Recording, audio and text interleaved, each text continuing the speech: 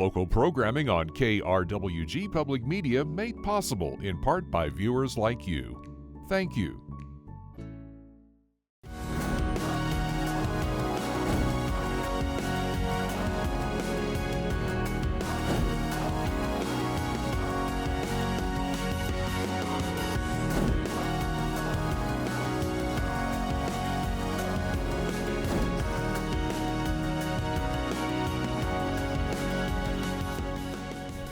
Welcome to Fronteras, A Changing America. I'm Johnny Coker.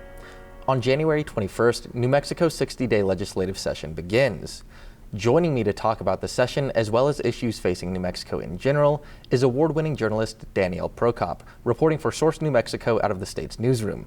Danielle, it's awesome to have you here in studio. Thank you so much for having me, Johnny. So, for those who don't know about Source New Mexico and the state's newsroom, before we jump into talking about the legislative session, can you tell us about your newsroom and about your role in the local journalism landscape? Awesome. So State's Newsroom is a network of more than 39 original newsrooms established to have state legislative reporting again. It was one of the big things that was cut in the loss of local newsrooms, and we're here to be a core of legislative journalists.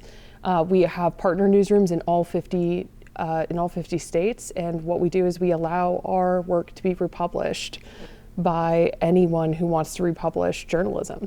And so I report for everyone in the state of New Mexico, which is great. No, definitely, and it's some really good reporting you've done this last year, and we can jump into that a little bit, but I wanted to ask about the legislative session. Obviously, this isn't your first rodeo covering a legislative session. So as a journalist, how do you approach covering the legislative session? Like, what's your methodology from like a third person point of view? Like, when you're going into Santa Fe, what mindset do you have? First thing first is I want to travel the halls. That's where the work is getting done a lot of the time. There's a lot happening at the session. There are lobbyists, there are lawmakers, there are people who are visiting for the first time in the city's capital, and it's just a lot of hubbub. But what happens is we have to focus down and try and find out what is really going to pass, right? You have all of these ideas thrown up in bills, you have all of these changes that are maybe happening in committee. But for me, my job is to get focused and to make sure that what's happening is going to matter to everyday folks in New Mexico. So the big thing is that I am traveling the halls all the time. I'm always on the move, and I'm trying to talk to as many folks as possible up there. For sure, and the Roundhouse is a big convoluted building with plenty of chambers. So how do you really focus in on, like you mentioned, on the bills that are going to pass and on legislation that's going to matter, like for readers across the state?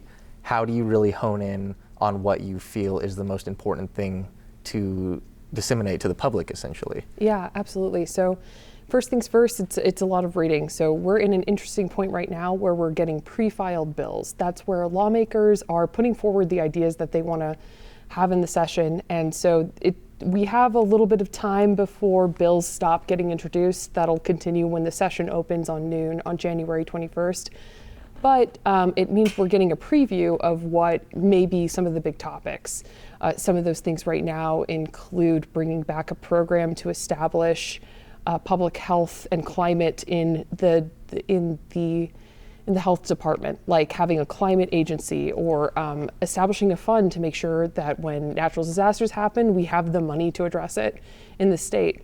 I focus a lot on climate and water issues as a journalist in general, but that doesn't mean I don't step into all kinds of other things. Like, for example, a proposal right now to have the state's public education department partner more fully with tribes on education issues, and creating a fund to create new schools that would be eligible for public money for the first time. So there's a lot of things happening at the Brown House, but what we try and make sure and do is take the issues that are big in New Mexico: oil and gas, funding for behavioral health and criminal justice, housing, education. Those are some of the big areas that we're thinking about as we're moving into the session. And those are some of the priorities that are being brought forward by the governor's office, but also by New Mexicans who really want to know what we're doing to solve these long-standing concerns, whether it's climate change or behavioral health. And you mentioned behavioral health, public safety.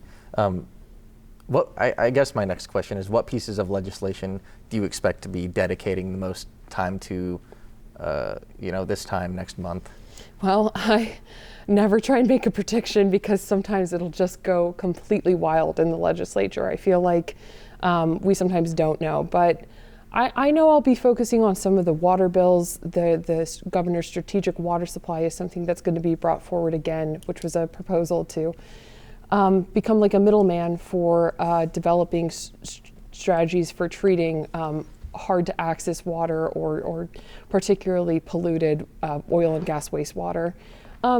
So, there's some really wonky things in that realm that I might be paying attention to, but we'll have to see what comes down. But the other thing that I want to just sort of focus on is that an element of covering the legislature is that a lot of the reporters up there, whether you're at the Santa Fe New Mexican or the Albuquerque Journal or Source New Mexico, there's actually quite a bit of cooperation together to figure out what we need to cover to be bringing the best news to New Mexicans, which doesn't happen in a lot of arenas, but it's kind of something special about the Roundhouse. Interesting. That's not something that I would have thought. Can you dive into that a little bit more about the collaboration that goes on with journalists within the Roundhouse there from different publications? It's not always so formal necessarily, but it sometimes can be now a little bit, like where we're at least communicating a little bit on, there's a lot of ground that needs to be covered. There's a lot of important bills that are coming forward. There's billions of dollars in money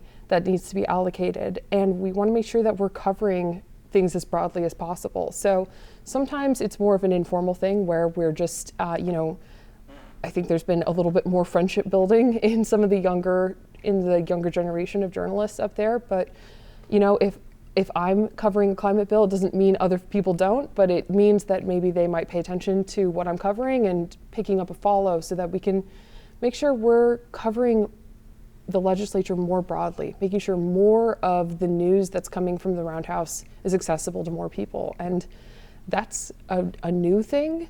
I think it really started during COVID when we needed each other more than ever, but it's been a practice that's been happening more and more frequently at the Roundhouse in recent years, and it's really cool.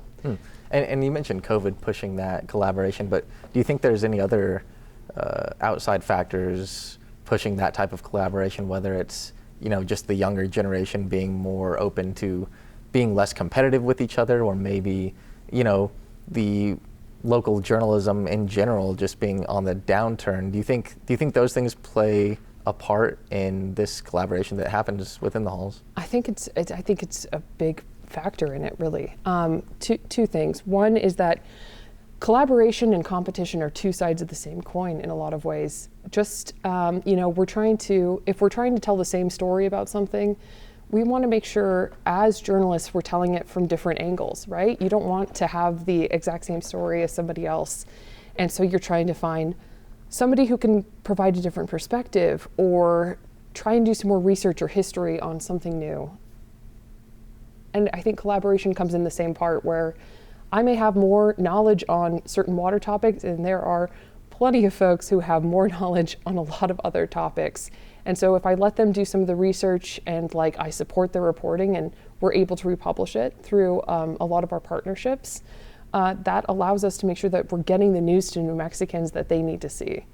And I'm just happy for the better story, whether that's me doing more research to get a better angle and get something different when somebody else already has the story, or when somebody more qualified than me can report it out. I see, and I could definitely relate in terms of seeing reporting happening around the state and being like, okay, what's an angle for our audience here at KRWG? So that's really cool to hear that there's this healthy relationship happening, for the most part. And I think it's a factor is that there's fewer of us. Well, let's talk about the state's budget a little bit, and Sure. that has really ballooned over the last 10 years. I mean, it's almost doubled from $6.2 billion in 2016 to nearly $11 billion in the governor's proposal this year, and yet there are less journalists than ever covering these appropriations. So, I'm sure that also plays a factor in the collaboration, but as a journalist covering the Roundhouse, how has this ballooning budget affected your own reporting? Yeah, I mean, I can remember during the previous Governor Susana Martinez administration, I remember the zeroing out of the higher education budget when I was still in college and doing college reporting. And so just to think of these numbers, I remember back then the smaller billions of dollars and then ballooning into these massive budgets for New Mexico is a real challenge. I think it's a challenge for us to try and communicate how much money we have. I think some of the lawmakers have said it better as in recent years, where they've started saying, New Mexico, quote, isn't a poor state anymore. We have a lot of oil and gas revenues that are driving these ballooning budgets. But of course, the cautionary tale from the analysts right now is that growth is slowing. We are potentially going to see smaller returns on growth in the next couple of years, which means that, windfall that we're having is not forever. And so that means a lot of questions for how are we going to fund school programs that we've built or grown on this money? How are we going to fund other programs? How are we going to divest our need from oil and gas is another question for a lot of environmentally minded folks. They want to know, what do we replace this money with in the future? So we have so many more questions about the budget right now, I think. And then on top of that, we're just trying to find out where it's going. Where is it going to be spent? Right. And as a reporter that focuses so much on the environment, I mean, my next question is, how do you see the state's relationship with the oil and gas industry evolving over the next few years, especially with, less return on those monies and like moving forward, investing in renewable energy, almost half the state's budget comes from oil and gas revenue. So how do you see the relationship evolving with the oil and gas and the state? It's a really good question. I think there's so many questions coming in with the new administration and what the federal government is going to be saying about drilling for oil and for natural gas. It raises the question, we have had a lot of transition into renewable energies, especially with billions of dollars from federal money being poured into moving into solar, wind, geothermal, these other forms of alternative energy. We just have so many questions about what the next space of our energy future looks like, and there's not really an answer yet for how oil and gas is going to develop in New Mexico in the future. But what we do know is that the development currently of oil and gas in New Mexico has contributed to global climate change, and New Mexico is both a major producer of oil and gas and a majorly vulnerable place to the things that climate change is driving: fires, aridification, drought. These things are all impacting New Mexicans right now. Right. And, moving on from that, or a follow-up to that, I suppose, in terms of the oil and gas industry, what bills do you feel like are going to have, or what policies do you think might have some headway in terms of the oil and gas industry this year? Obviously, like you mentioned, the oil and gas industry does contribute a lot, contribute to climate change, or, produced water, oil drilling creates, uses a ton of fresh water, which New Mexico is running out of due to the drought. So what laws do you, I don't want to make you predict anything, but what do you think might have some headway in the upcoming session? We're going to see quite a bit. One of the things that's important to note about oil and gas, it's not just a major contributor to climate change, it's a major contributor to New Mexico politicians on both sides of the aisle. PACs those are funders for campaigns. Are oil and gas is one of the largest donors in New Mexico to Democrat and Republican candidates. So I just want to note that they're spending a lot of money at the Roundhouse already. And that was during election season, but also through some of the lobbying efforts. And there's been a lot of efforts to try and track how much money and from what interest groups is being spent. And I still think there's probably quite a bit of ways to go on making sure that's really transparent and to try and understand, how is money trying to be used as influence on lawmakers? So I just want to state that. One of the things that we may see from previous sessions that is being brought back is this discussion of setbacks that's trying to say that oil and gas cannot pump within a certain distance, and often that's 1 mile distance from schools or from other sensitive areas where there are children or sometimes folks that may be more sensitive to emissions. So that is Representative Deborah Sarianya. She's bringing that back.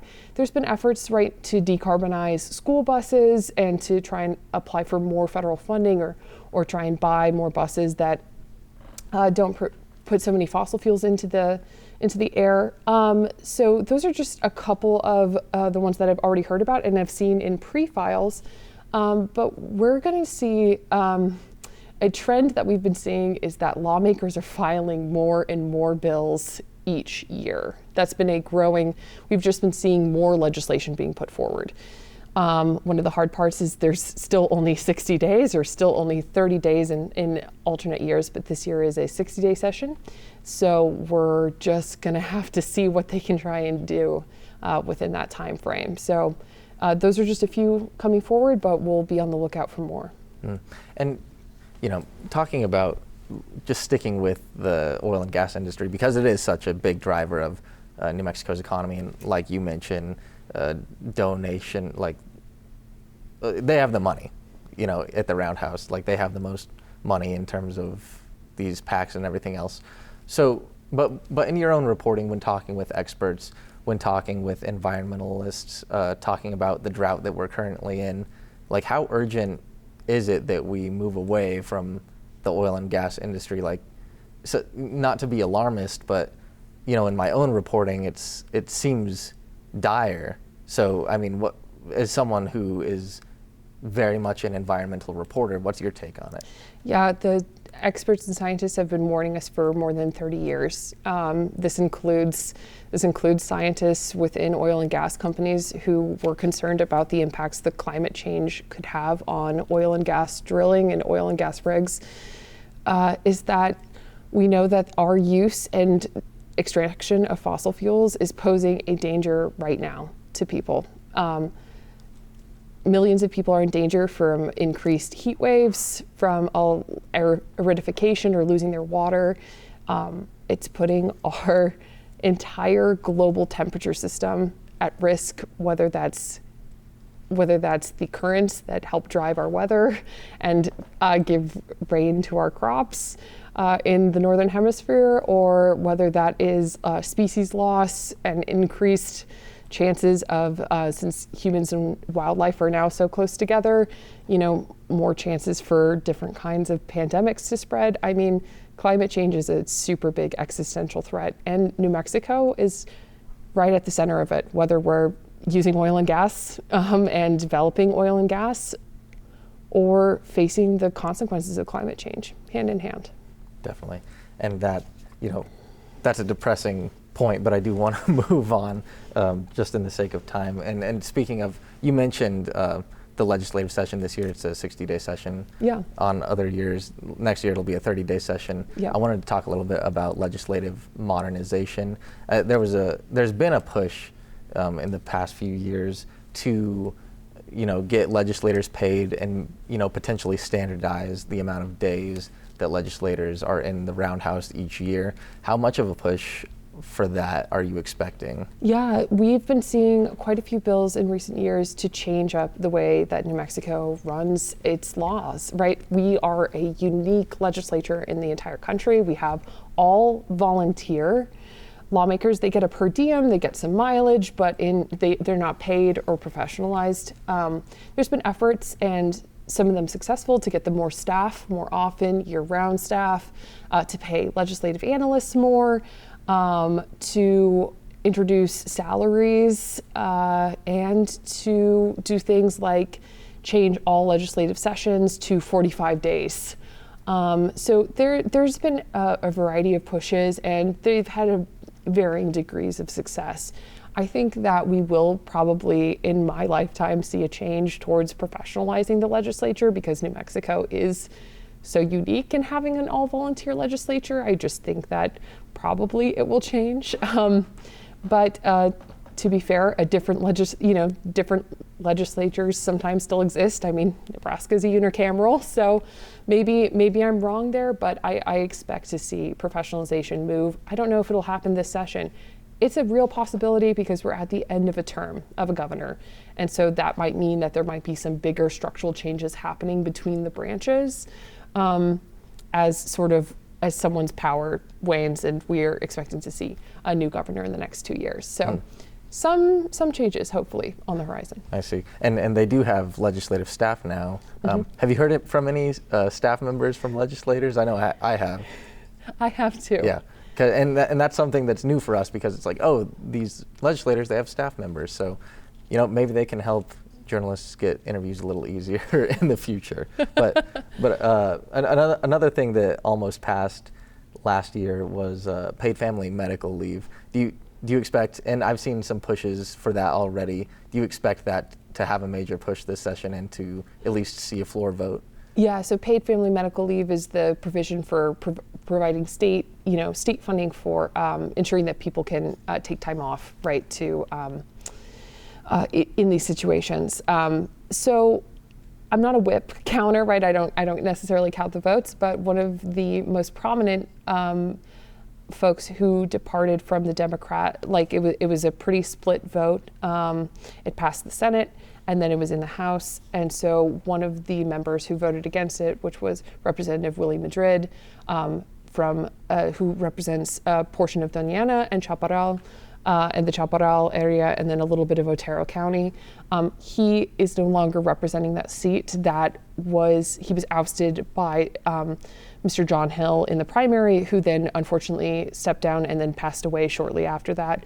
The person who took over that seat is now incoming Representative Sarah Silva, and she has made promises here that she would vote for paid family medical leave. So they lost, by my understanding, either 2 or 3 votes. So one more vote for that would probably mean that the margin is much closer now. Both the Democrats, the Democratic Party holds a majority in both houses, and by a pretty sizable margin. So if there's continued support for paid family medical leave, I'm anticipating that we're going to see it back on the docket and potentially passed. And speaking of, I wanted to ask a little bit about the political climate there at the Roundhouse, especially you've been covering the Roundhouse for some time. How much have national politics, I guess, leaked into the Roundhouse? Do you see that people are still working together pretty well, or is it a very divisive climate like we have seen at the national level? Like, how much do you think that really has an influence? What's your take on that? It's so hard to sometimes understand what at the national level is theater and what is actual politic, right? And I think that's, I don't think it's blended maybe as much into New Mexico politics, but it's definitely still present. And there is definitely a polarization that's sometimes happening. I do sometimes suspect, though, that it's sometimes the upper chamber versus the lower chamber. That's the Senate versus the House. Sometimes it seems like, there's sometimes friendly rivalry, and sometimes there's some not so friendly rivalry that happens up there. The other divide that I also think is pretty prominent in New Mexico politics isn't so much, it can be framed as rural and urban, but there is a north-south divide, right? Like, folks from northern New Mexico and southern New Mexico often will sit together, right, in committees or talk to each other. They have a relationship with each other because of a shared sense of place, of course. But it can often, I think that often comes out in speeches or in things that are happening at the Roundhouse. So the divides aren't so clean and crisp when it comes to party versus sometimes where it comes from identity or what chamber you're in or what committee you sit on with someone in creating these relationships. The other thing that's hard is that it's sometimes hard to see behind the doors, right? Like I said, a lot of the business gets done in the halls, and it definitely does. It sometimes feels like there's these informal conversations happening all the time that are informing the policy. But I also think that we're not sometimes, by we, I mean the entire public is sometimes not privy to that conversation. And so it's sometimes hard to see. But there has been some national issues that seems to sometimes bleed down. And this year, the first day of President Trump's his first day is the day before the session opens. And so there's been a lot of promises on what will happen on his first day that he's made. And I don't know how much that will impact New Mexico session, but we'll be there to try and figure it out. I see. Well, we are just about out of time, although I did want to give you a chance to plug Source New Mexico. How can people find you? How can they find your work during this important session? Absolutely. So you can always check us out. We have no paywall at sourcenewmexico.com. That's sourcenm.com. Right. Sourcenm.com. Just look for Danielle Prokop. You'll be able to find all the legislative ongoings, I suppose, and I'll be sure. I know I'll be reading your updates, and I hope that our audience does as well to stay informed. So thanks so much for being here in studio. Thanks so much for having me. That's all for today's episode. We'll be back next week with another episode of Fronteras, but starting January 21st, New Mexico's legislative session begins, and I'll be hosting season 19 of Your Legislators, where I'll be interviewing lawmakers about their work in our state's capital during the legislative session. So keep an eye out for that. For all of us here at KRWG Public Media, I'm Johnny Coker, and we'll see you next time on Fronteras, A Changing America.